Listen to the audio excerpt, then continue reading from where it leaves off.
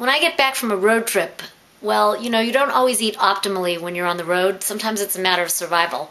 So I like to get back onto my green smoothie mix as soon as possible, and I'm going to show you how I do it. This is an organic apple. This is some greens that I already washed, kale and chard. And there are about 1 million green smoothie recipes on YouTube. I'm just going to show you a very simple one that feels really good when I drink it for me. Wash the apple, and I'm using this knife. It's a Ginsu knife. It's an old knife, but I just got it and I love it. Just cut around the core. That's the easiest way. You don't have to deal with the core. Compost the core if you can. Cut these into this size pieces. Okay, this kale and chard were already washed and spun in the salad spinner. And I'm just going to chop them up a little to make it a little easier for the blender. You can use the stems and all. I have filled my blender about halfway full of water. It doesn't really matter how much.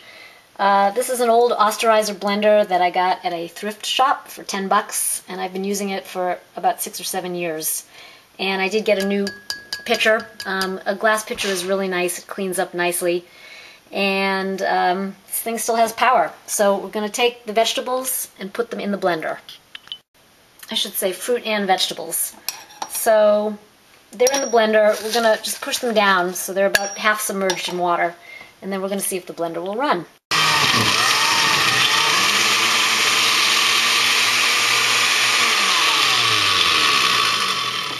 I don't really think that you need a Vitamix for this, by the way. Any good blender will do it. I'll show you what I'll do next. Okay, I'm going to add some more water to this. That'll help it blend. Let's try again.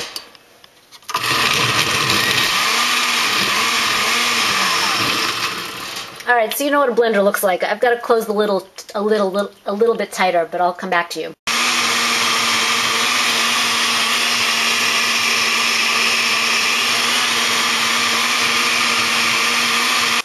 Let the blender run for as long as you can stand the noise. And then you get this nice, frothy, green, healthy drink. If you drink the whole thing, I guarantee you, you're going to feel better tomorrow. This drink is not sweet, and that's good for you. You should learn to like things that are not too sweet.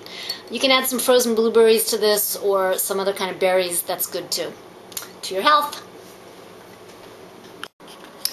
Drink the Twifties homemade green smoothie, and maybe you'll be riding Boardercross when you're in your 50s, too.